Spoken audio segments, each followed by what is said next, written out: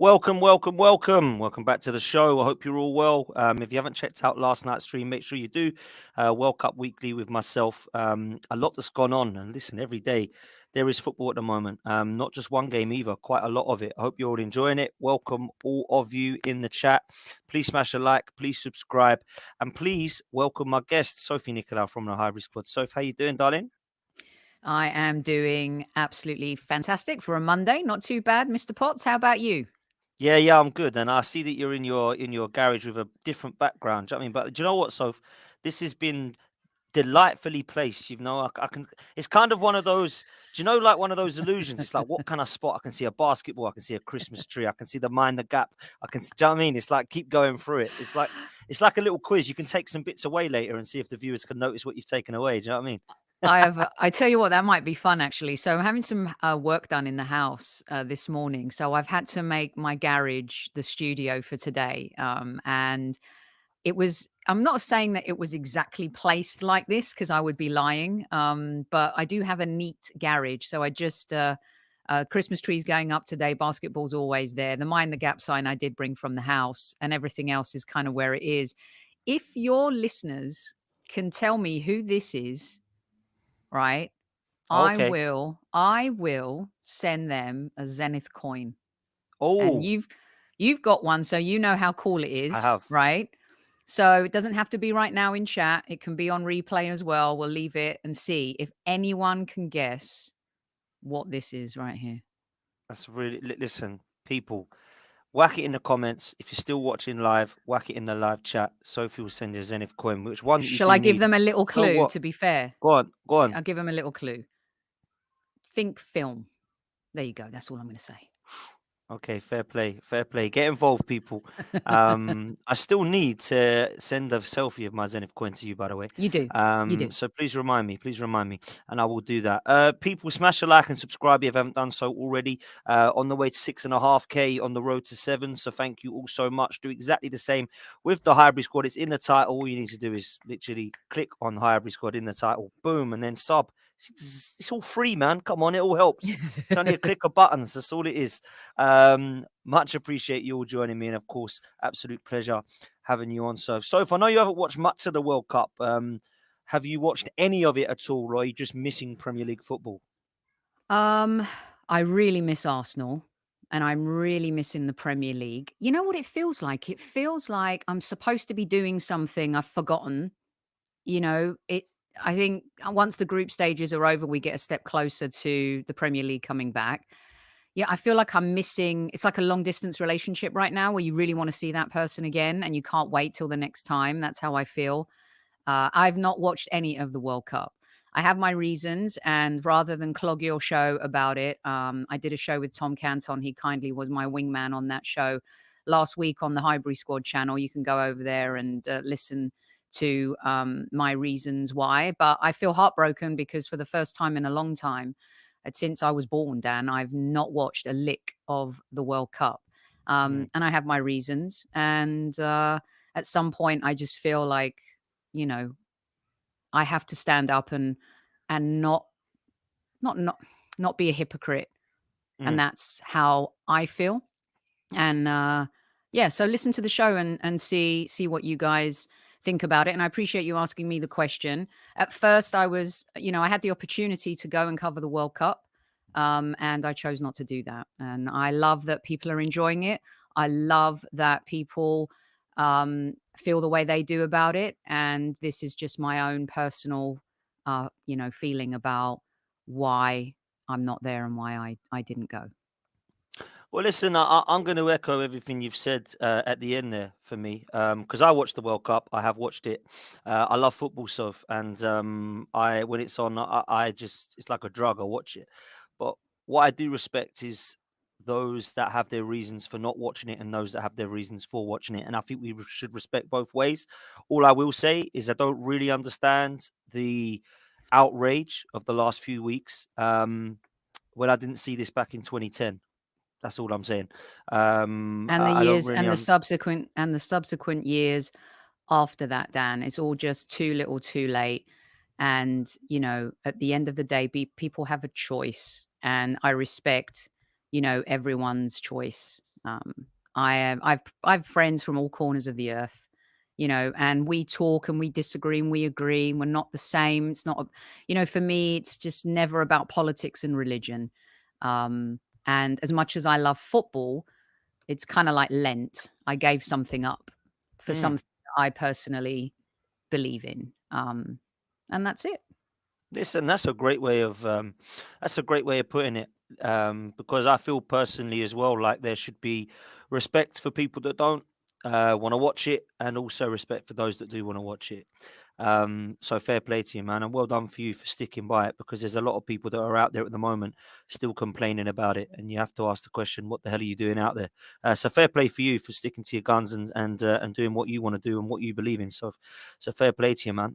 Listen, I miss Arsenal. I can't lie. I do. I rant about them. I rave about them. But I do miss it when it ain't on. And it's not just the game itself, it's everything that comes with it when you go to the football, when you socialize with your friends. And it does feel like a bit of a strange time, if I'm honest.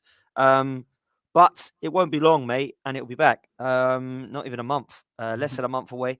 And of course, there's only a couple of games before that transfer window is open. So I wanted to look today at some of the rumours that we've heard. I had Tom Canton on last week talking a little bit about Arsenal transfers, and it seems to have moved on another week to 10 days. And we are getting closer to some deals, though it seems. There's a lot of rumours, Soph, but there's a lot of strong, reliable rumours.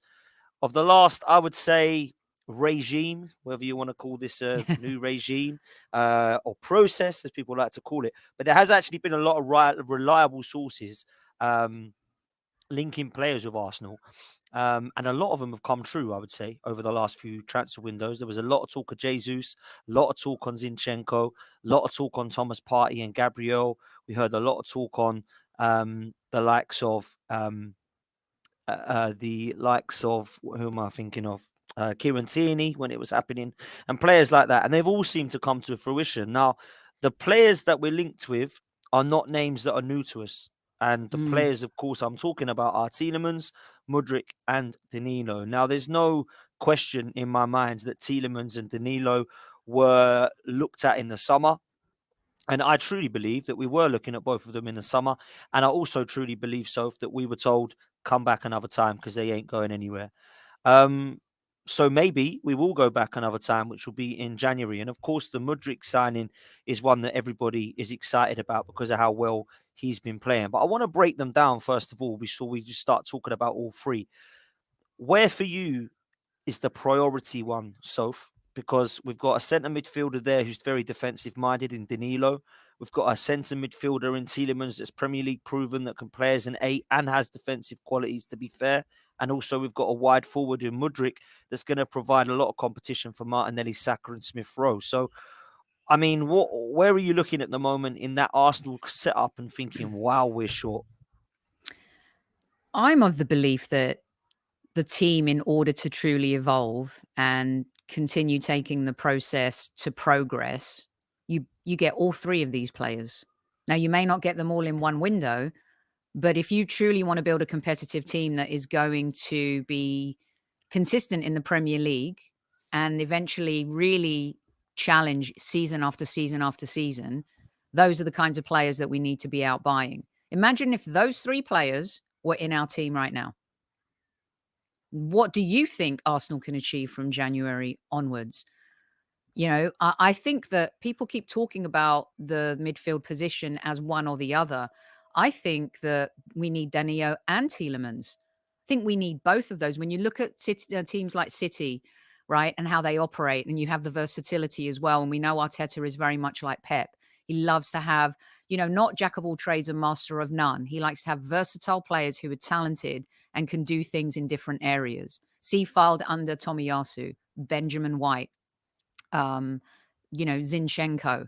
These are players who have that versatility and can be effective in various positions versus what Arteta was trying to do in games, Dan, that bit us in the arse, where he was playing Xhaka at left back and left, Sambi in no man's land against Brighton, and that horrific 3-game run that we had last season. So I think that in order for us to really learn from our mistake last season as well, where we found ourselves in an improbable situation to get Champions League football, now we find ourselves in a ridiculously improbable situation that not many Arsenal fans thought we'd be in, i.e., can we win the Premier League? Wow. Who knew we would be here? And as a team who is ruthless, as an ownership who wants to win, as a hierarchy that wants to really build this Arsenal back to winning ways and a winning culture, you go and you get all of those players if you can. And as I said, it may not be in one window, but we need that. Look, 3 players last season, we're out of it. You lose Thomas Partey, it's devastating. Tierney at the time, no real cover. Tomiyasu, who could have covered, gone as well. And that cost us. So we're going to see how ambitious Arsenal are in January. This window, I think, is going to tell us a lot about this team because they can't make the same mistake they did last season. So let me turn this show around a little bit then, because we will come into these 3 players. But first of all, if we've got any mention of these 3 players, one of them, and let alone 3 of them, we need some money and we need backing from the ownership. So I asked this question to Tom, and we were kind of discussing the Kroenke's vision, the Kroenke's ambition. And I think it's fair for fans over the last 10, 15 years, including myself, to doubt and question the ambition of Stan Kroenke. Well, let's say Josh Kroenke, because Stan, we know, doesn't care. So Josh Kroenke, I think it's fair to justify that. I think it has been. I don't think that it's been a lack of funds, because they've always put the funds in. I think it's been a lack of care. I don't think there's been at times the caress of some of their beautiful sports associations over in America. I don't think they see Arsenal as a beautiful football club. Now, I hope that changes. And I really do. I love to see us like the Rams. I'd love to see their stadium. I love what I look at and think, what the hell have we not got that over here for? This is the same ownership, right? And I hope that changes. What can you tell me, Soph, to give me confidence that that is going to be the case, and that Josh Kroenke is actually looking at this project now going, I want Arsenal to be the best? Or is that not the case, do you think? You know, when someone says to me, everything's going to be okay, okay. And I always say yes because I want to be positive. Of And course. especially if, you can put it in a personal situation. If that's a friend and they're in, they're in a pickle, you're going to say, okay. When it comes to Arsenal, I would say yes, in the sense of what I've seen from the last summer transfer window to this transfer window and where we're going. Now, was last January disappointing? Yes, but last summer was not, and we've seen the fruition of that. The summer just gone was not. You pick up 2, I would say, world-class players loosely, but winners in Jesus and Zinchenko. They come with a different mentality. What concerns me about not giving you the 100% vote of confidence, which in football is a bit dodgy, Dan, is I'm really perturbed by Liverpool and Manchester United ownership Mm, wanting to sell. And I smell a rat mm, because I'm wondering if the Super League is now really dead or if it is still alive. And we know that the Barcelonas of the world and the Juventus of the world and these teams are still pushing for a Super League. We know that it could become inevitable. We're seeing, coming soon another transition to the Champions League. We're seeing more teams added to World Cups. We're seeing more and more and more football, more money. And I am so blown away. Now, the Glazers, I understand they may want to get out. There's been so much turmoil at Manchester United. They are even more broken than us because they had achieved much more than us. Their fall from grace has been absolutely incredible, really, when you think about how they're completely a shadow of who they were from an infrastructure perspective to a strategic objective to how they handle transfers to their stadium to everything. So I get that the Glazers might want out because people just want them out. And also, the World Cup is a good shop window. Like the spectacle of football adds value to a brand. A brand builds equity. Manchester United and Liverpool, teams like the Dallas Cowboys, the New York Yankees, Barcelona, Bayern Munich, they're building equity. Now, they may have debt, but their brand equity builds year on year on year. And What worries me is that there's two American owners who want out right now and want to Mm. sell. And I'm really surprised with John Henry and FSG in particular, because I think he's done a great job at Liverpool. And I think Liverpool fans, be careful what you wish for here, because the stability that, he has brought in, and finding Klopp, unbelievable sports story after 30 years of doing absolutely nothing, right? So are they're all businessmen, and John Henry owns the Boston Red Sox. They've won the World Series. The Glazers own the Tampa Bay Buccaneers. They've won the Super Bowl and won it recently again with Tom Brady. The Cronkies, they have the Rams. They won also with the Avalanche this year. Even their lacrosse team won a championship this year. They're all business people, though, first and foremost, and their business just so happens to be sports. And at some point, they're always looking to move the cheese around. Where's my next piece of cheese? It's a book. Very good book, by the way. So I think the Cronkies are still in it for the long haul because they haven't achieved those goals with Arsenal. And you've seen step by step what they've done with their American teams, Dan. And you've seen the commitment they've made to Arsenal since 2018, where they have sole ownership of the club. But there's something going on in the background that concerns me. And in particular, Liverpool and Manchester United are the red flags. Mm. I think it's interesting you mentioned Liverpool, Manchester United, because the Ronaldo and the Glazer things have kind of come at the same time, and it's just gone sour. Um, who would have thought that you go over to Piers Morgan, do an interview, and Manchester United fans are raving, and all of a sudden they're in love with him because he's left the club and it looks like the Glazers are out. Liverpool surprises me because if I was to model any football club on what I'd like it to be, it would probably be them in terms Mhm. of what they've done with Jurgen Klopp. They've backed him. They've done things the right way. Great player sales, great recruitment. Fantastic how they've put a team together from, let's be honest, teams that we're not talking about players that they bought from Real Madrid, Barcelona, Man City, PSG here. They've gone them over to Leipzig and Hoffenheim and Sunderland and Southampton and Roma and Arsenal, and got players. So I think what they've done is great. So it's very surprising that they're up for sale.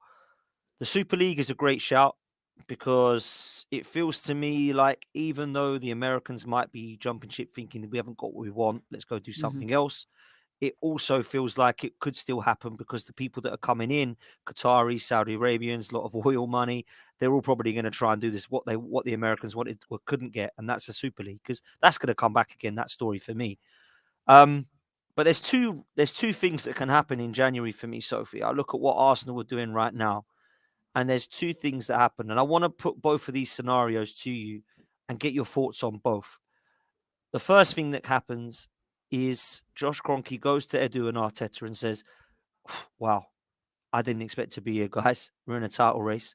What do you need to go for the title? I need X, Y, and Z. Cool. There you go. Have X, Y, Z, and A, B, and C.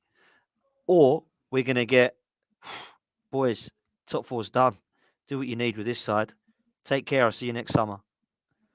Huh. That could happen. So they're the two scenarios. One of them shows ambition. One of them, we're happy with fourth. Talk to me about both of those scenarios and your thoughts on those. Okay, this is a really great point because the latter is the one that is the most glaring, and that is the goal was Champions League this season. We've achieved that goal. Look what happened last season. What was the goal last season? To just get back into Europe, Europa League.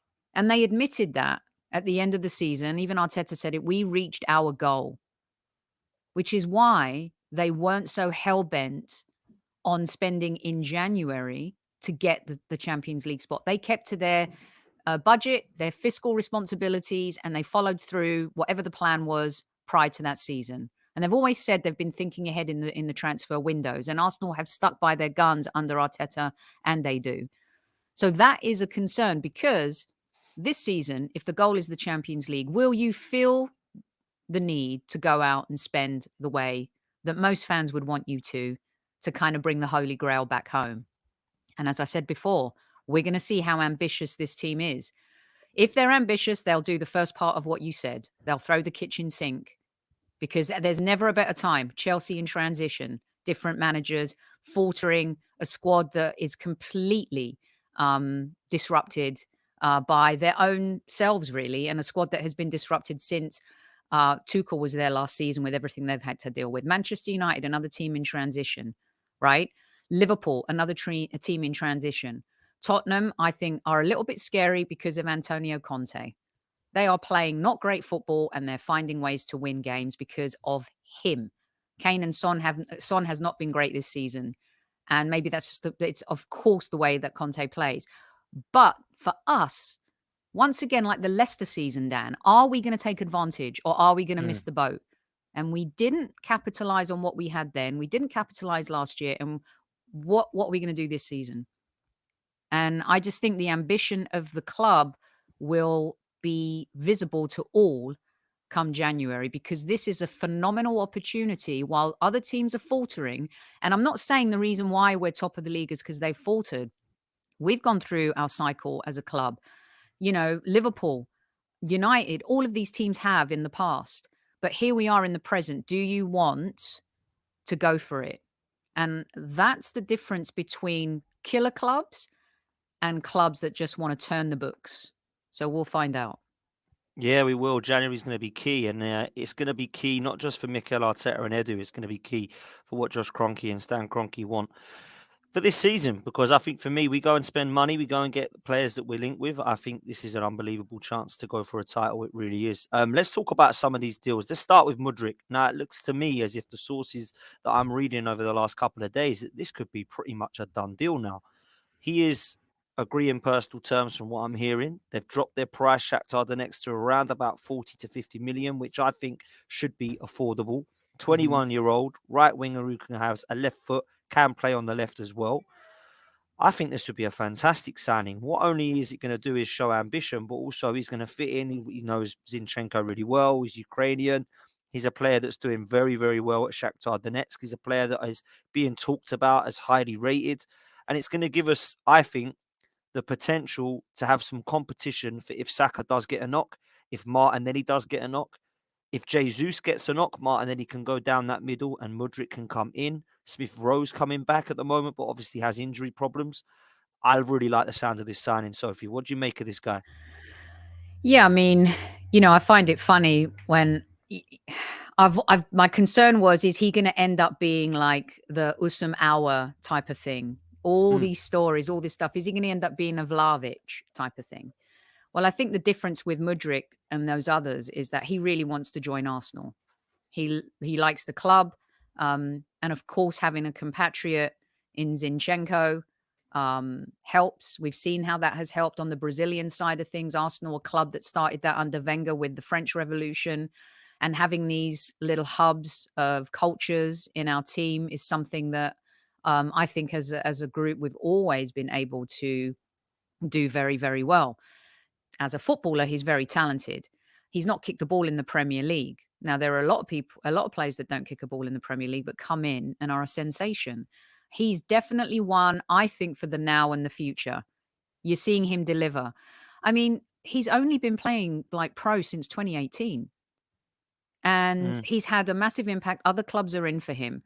What concerned me previously about Arsenal, Dan, was that when we went into the transfer market, we weren't bringing in proven Premier League players. And I love that we did that with Jesus and Zinchenko. And I think they've changed the mental attitude in our dressing room and what they've been able to bring to the mix. This is why Tielemans, I think, is important. And I know you'll get to him, but Mudryk is an exciting player. Um, and I just don't want Arsenal fans to expect him to come in and perform miracles. But when you look at Martinelli and Saka and how much football they've played, you've got the World Cup, um, where clearly Saka's going to play more football if England get through their group. Jesus is probably going to play a little bit more with Brazil, marching on. I think this is an important outlet for us to have more goals and be able to also rest players as the domestic competitions kick in when we get back from the World Cup. Yeah, and I think, Sophie, with this one, like for me, I look at our bench, particularly in the Europa League, and it's been weak. It's been really weak. And I'm not saying Marquinhos is not the answer. I'm not saying Vieira is not what we want to see. I'm not saying that Smith Rowe is not who you want to be bringing on. But what I am saying is that when I'm looking at some of the names on the bench and I'm going, who's he? Who the hell is that? I've never heard of him. I would rather not have to say that. Now, I understand we've had Are you injuries and talking about the Zinchenko and kids Smith though? Rowe's That been out. are you So talking about the kids though? players like Serjan, players like Mm. Dozier Campbell, players like Matt Smith. I don't really need to be seeing those names when I'm looking at Arsenal, who are going for 4 competitions. So Mudryk, for me, if you're bringing him on, or if you're bringing on the Martinellis or Smith Rowes of this world, I can see why we're linked with him. I can see why he's wanting to come to Arsenal, because that for me is just a position now that I feel we are at. Try to compete with Man City. Man City can bring on Foden, Mahrez. They can bring on Bernardo Silva.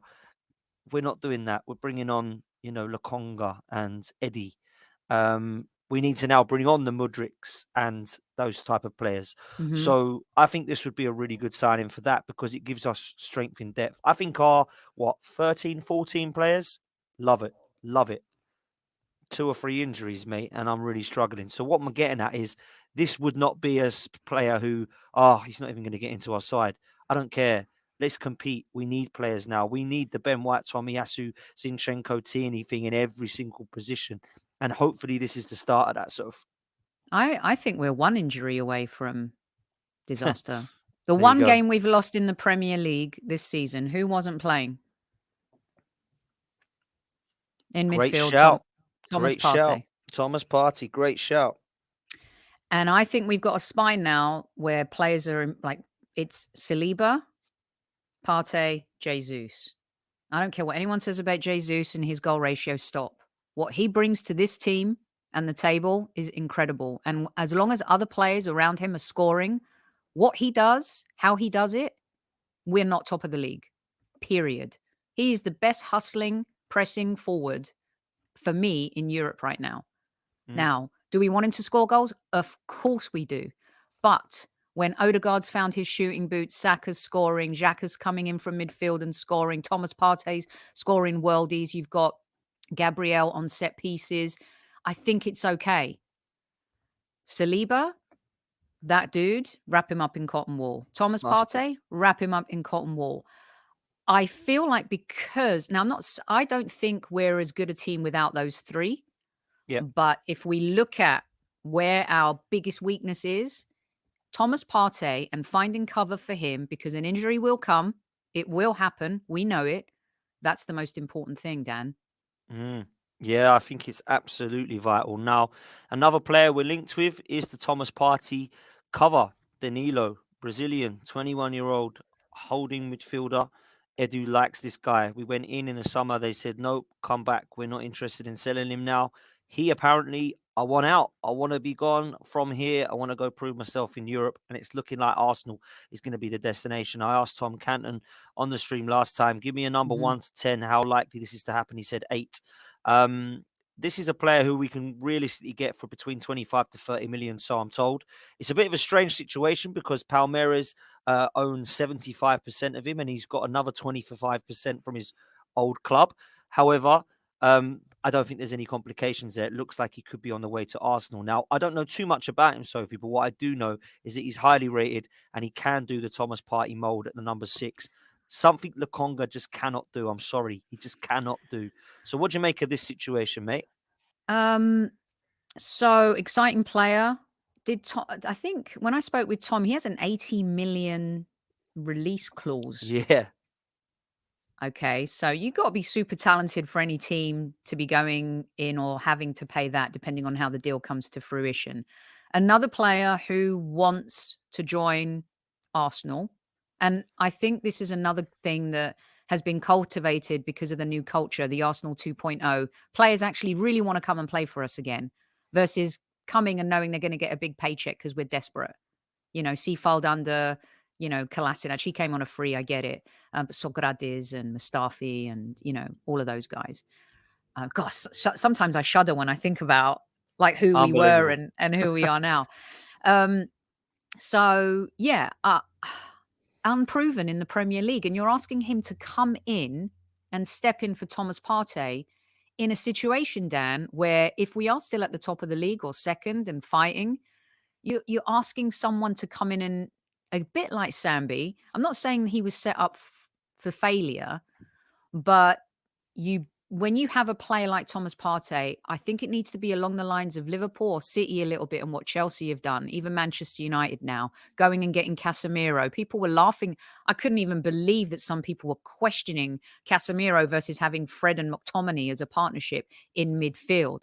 That's the kind of player I would like to come in and see and have as part of that midfield group. Now, I know I said, Tielemans, he's got Premier League experience. Mhm. And I just think that sometimes when you're asking a Sambi to come in or you're asking a young player to come in and cover for Thomas Partey, they're always going to be compared to that player. For me, we spoke about Wijnaldum last season, didn't we? Someone Mhm. who could have come in and done a great job in midfield, all the I wanted experience in him. the world, 31 years old. If Thomas Partey's injured, boom. He would understand for that January to the summer that he wouldn't be the first choice. But my God, you're going to play football because here's the situation. We're going to be in the Europa League last 16. We've got the FA Cup coming. And of course, we're out of the League Cup, unfortunately. So that's my concern with Danilo. Is he talented? Yes. Can he be one for the future? Yes. And he could even be one for the now. But I think we need to be careful how we set up some of these transfers coming in as saviors if a top shelf player like Partey goes out. So here's where I'm at. There's some of the things there which actually, majority of the things I agree with you. I actually do think Lukonga was set up for the fail, and I'll tell you why. I think the reason he was because he was asked to come in and play a position that clearly he's never played before.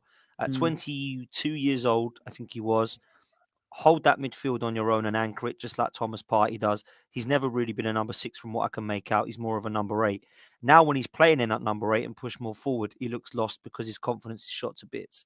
I think he was thrown in last time on his own. Last season alongside Charlie Patino, then back on his own again with Xhaka playing at left back.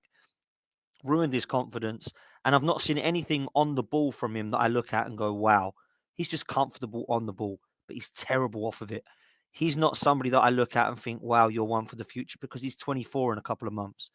I just don't think that's going to happen with him. Having said that, Sophie, I agree with what you're saying because we've got Thomas Partey. So we've got to try and find somehow a player to come in and go, when Thomas Partey ain't here, just play like him and make it so that we don't Yeah. know he's gone. That's very hard to find. Now, we were lucky back in 2004 because we had Gilberto Silva, Edu, and Vieira that could all do that role. We've unfortunately got a Thomas Partey that can only do that role, and nobody else can do it.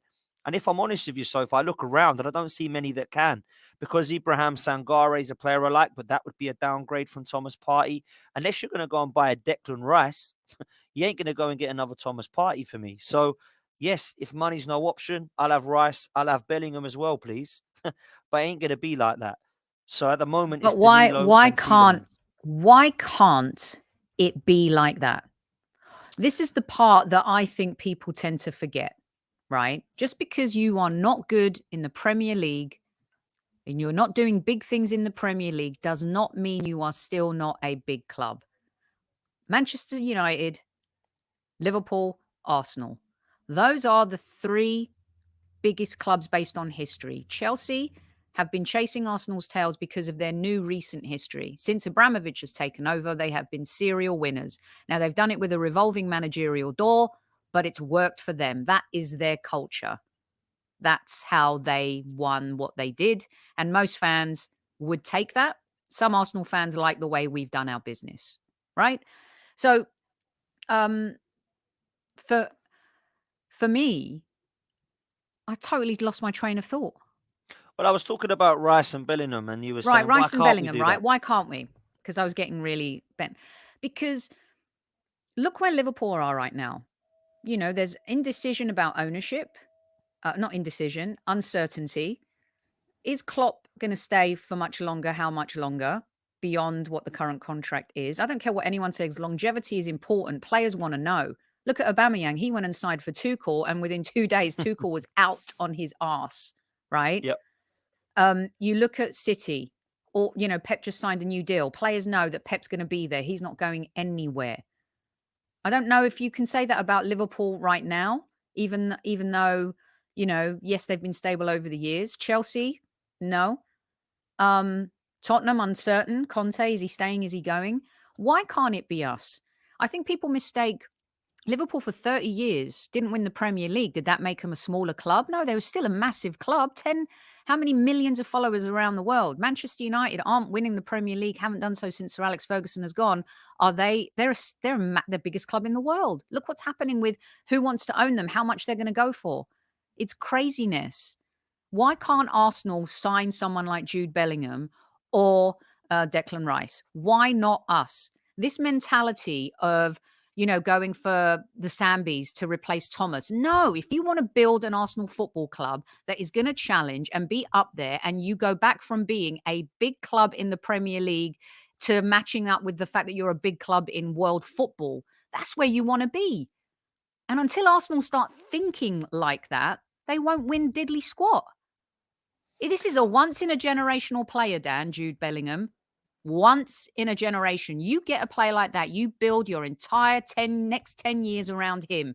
You got Jude, you got Martinelli, you got Saka, you got Jesus, you got Benjamin, you got Thomas, you got Saliba, Gabriel. I mean, that is building to win. So why not us? I mean, this attitude's got to change. It's ridiculous. Listen, a lot of people are agreeing with you in the chat, and you're preaching to the choir when it comes to me. So I do believe personally that if we're expecting Declan Rice and Jude Bellingham to be in an Arsenal shirt, as much as I look at West Ham and Dortmund and think, yeah, I'd take Arsenal, realistically, it's going to take the Kroenkes 200 million to give to Arteta to say go and get them. They both come, by the way. The only reason they wouldn't is if they've got their heart set on a bigger club at the moment. And in terms of a bigger club, I mean one that's currently up there and winning. And I know Arsenal Well, at the moment are Liverpool doing and well, United but, are bigger clubs. It's okay to say that out loud. fair Is play. it not? I Fair mean, play. is that Of course. sacrilegious? I think Listen, they are bigger clubs. two biggest clubs in England, Liverpool and Manchester United, but Arsenal are Right. the third. I feel Declan Rice has got his heart set on Chelsea. That's what I believe.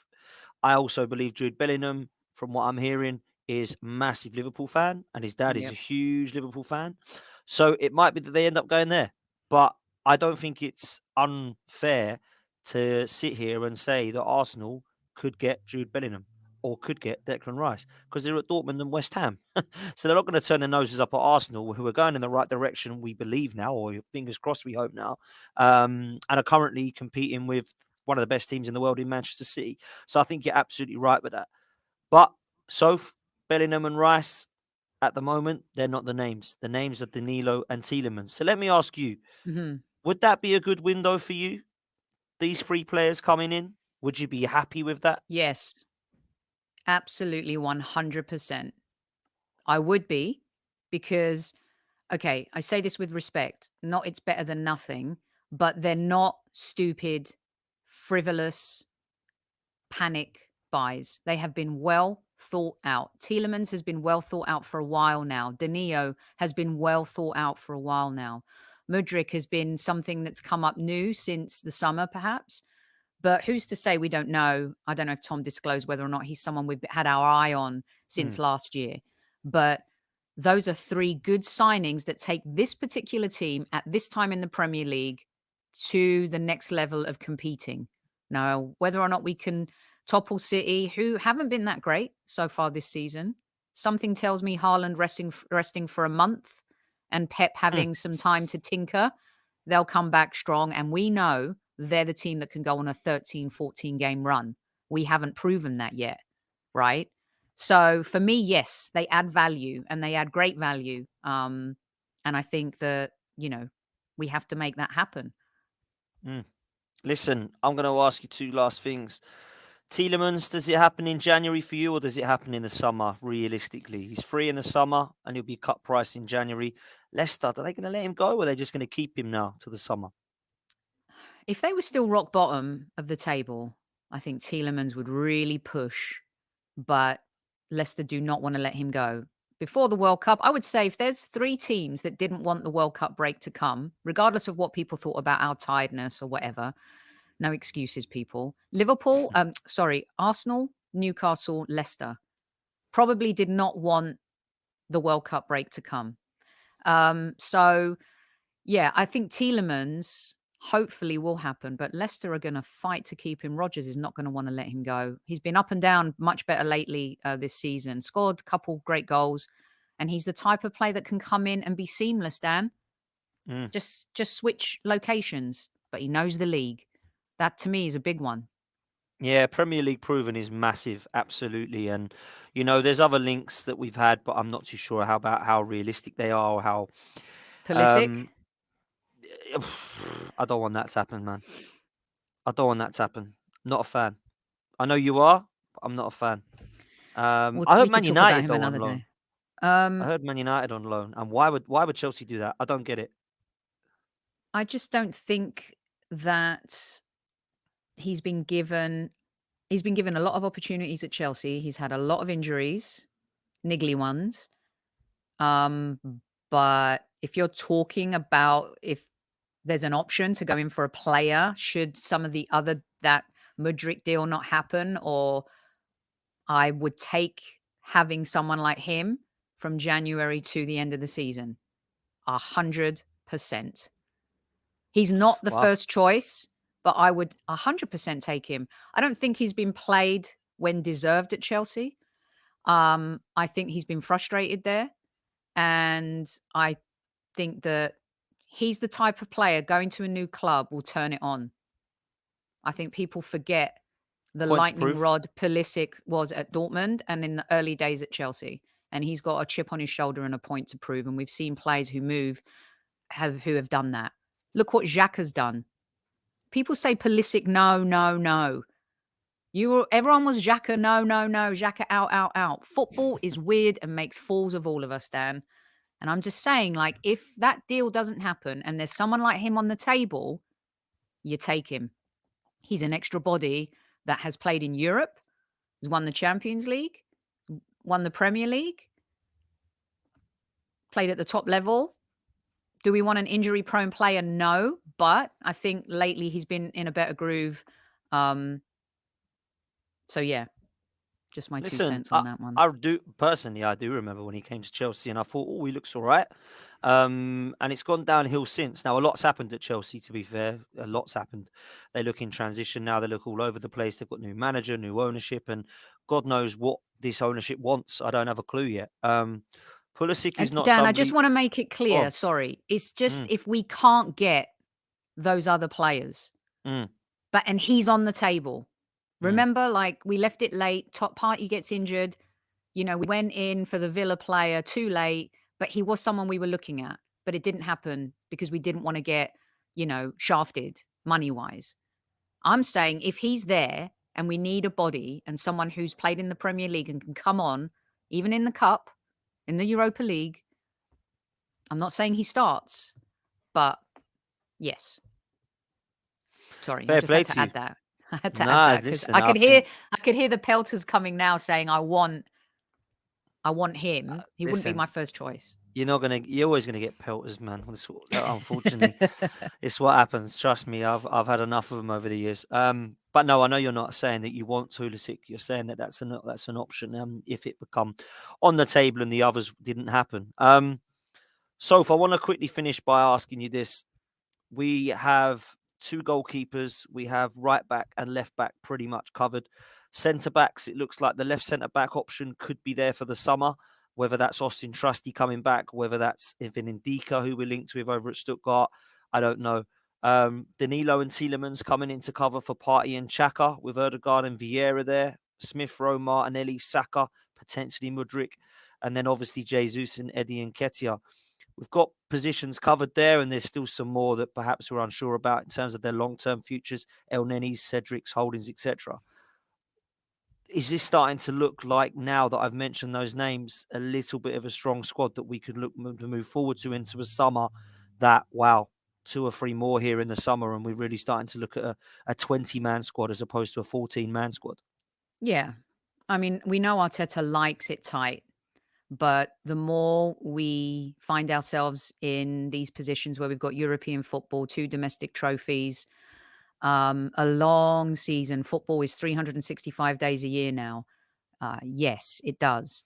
But I still think we've got a long way to go because the goal is to do that season after season after season. You don't have one good season, then disappear. This is the Arsenal. You build, and now we're building, and now's the time to start capitalizing and getting some ROI here.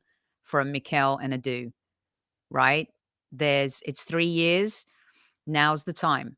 We won the FA Cup very quickly. That was a beautiful thing, albeit, some of the Emery players still had to come in and win the FA Cup.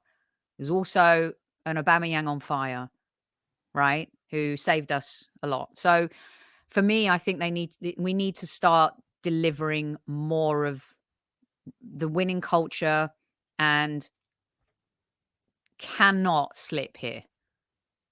I would tell you, God forbid, you slip out the top 4 this season.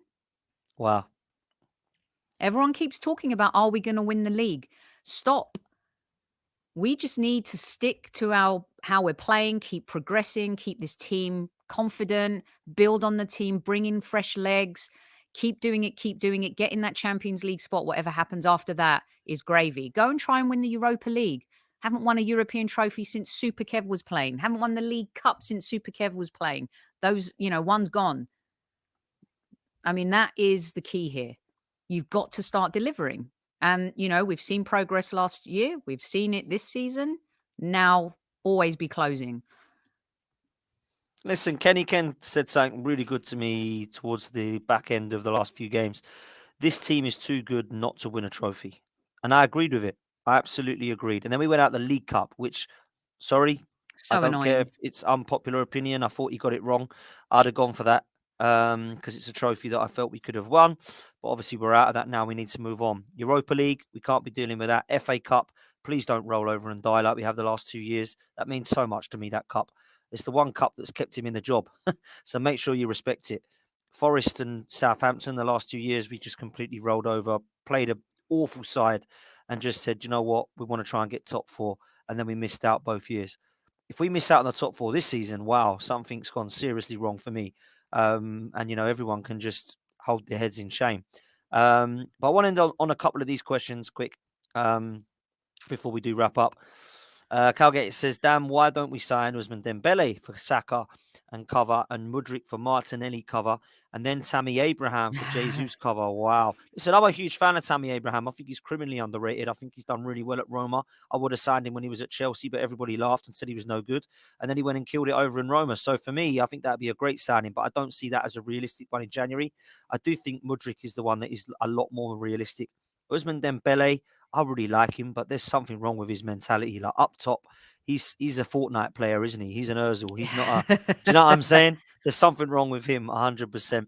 And lastly, Mum's in the chat. Big up, Mum. Absolutely loves you, by the way. Yay, So, legend. says, do you think these players we want in January will want to wait to see what Arsenal finish this season? That's a good point, Soph. Bingo. I said this to Super Kev. Not only the players that we don't have yet, Donna, at Arsenal, but is Saliba waiting? Is Saka waiting? Is Yeah. Martinelli waiting? People are always talking about who he's signing in January. Let's start with signing those 3. So important, right? And do they wait? I mean, do they wait in the sense that, gosh, surely we can't collapse and not finish in a Champions League spot? But a player wants to know they're ready for Champions League football. Saka wants to play it. Martinelli's desperate to play it, as is Saliba. I think we hold on to Saliba. I think is going to be the toughest one to hold on to. So your mum's right. Yes, 100%. Players want Champions League football. We've hired good players with Europa League football.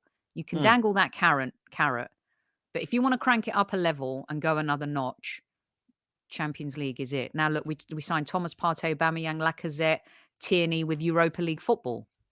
But eventually players are going to want to play in the Champions League, especially at a top level club like Arsenal. You bang on, Soph, and I've got to put this one last. Big up Mark Taylor, regular listener. Oh, God. If we're to go and get what we need, Ronaldo for 6 months, is it the answer? For me, absolutely no, Sophie. Do you know what? The reason I'm interested in your answer is because you were for Lewandowski, you were for Sergio Ramos, you've been for the players that are coming to the end of their career in terms of their leadership and mentality. But is this the sort of mentality we don't want at Arsenal, or perhaps it is a winner that we do want? What's your thoughts? You may as well just take a grenade and throw it in the dressing room. And there's your answer. Listen, I You think it's talk. a fair enough answer. Arteta likes to control his players. There's a reason why we're buying young. And you've got a harmonious dressing room right now with everything clicking and going right. Why on earth? Do I think he could still do a job? I think he's been disrespected in that fashion. Yes. I don't think it's a sense he can't play. I think he just can't play in Ten Hag's system. But no, no, no, you do not do that. This is a new Arsenal. It's not about the name on the shirt at the back. And Ronaldo's all about the name on the shirt at the back. Listen, I'm absolutely with you 100%. I actually really like him. I think he's an unbelievable footballer, but It's one of the what the goats. hell is he doing? It's mad, but that's another discussion. Soph, always a legend talking to you. Big up everybody in the chat. Please smash a like and subscribe if you haven't done so already. And do exactly the same on the Highbury squad. It's in the title. All you got to do is click the button and then press subscribe, and then you'll be able to follow Sophie's fantastic content. And well done for reminding me. Sophie, listen, the mic is yours, Sophie. Take it away. Go on. What you got here? If you can tell me what this is and what film it's from, you will get a Zenith coin. So connect with Dan, put it in the chat, wherever. I tried to hide the name on the chain so you can't see it. But yeah, it's my mate. I've been carrying this thing around with me for years. That gives you a bit of a clue, maybe. There you have it, people. Make sure you smash it in the live chat, smash it in the comments if you're watching on catch up, and then we'll touch base and we'll get a little prize over to you. Sophie, big up yourself for coming on. What have you got coming over on the Hybrid Squad? You must have loads of stuff planned. What's happening? Tell all I've been viewers. I've been taking some time off, which has been nice since the World Cup started. But we've been doing the Monday show, which is fun. Catching me and Super Kev is always a little bit fun, if I may say so myself. And the legend is back tonight. We're on at 8, so come join us on Monday Madness. It's going to be a fun show. We've got some new stuff and we have got some giveaways as well. It is beginning to look a lot like Christmas at Squad Central. That's all I can say. Brilliant stuff. Listen, people, you've heard it here. You've got 1 hour. Get yourself over to Hybrid Squad in the next hour. Go speak to Sophie. Go speak to Super Kevin Campbell and go and win some prizes. Always a massive fan and lover of that podcast. Make sure you go click it, subscribe. They're on 12,500 subscribers. Let's get them up to 13 people. Absolute legend having you on, Sophie. And I'm sure we'll hook up again very, very soon. But it has been wonderful to have you on, Thanks, Sophie. mate. Legend. We're going to speak to you soon, people. We're out of here. See you next time. Up the Arsenal. Take care, guys.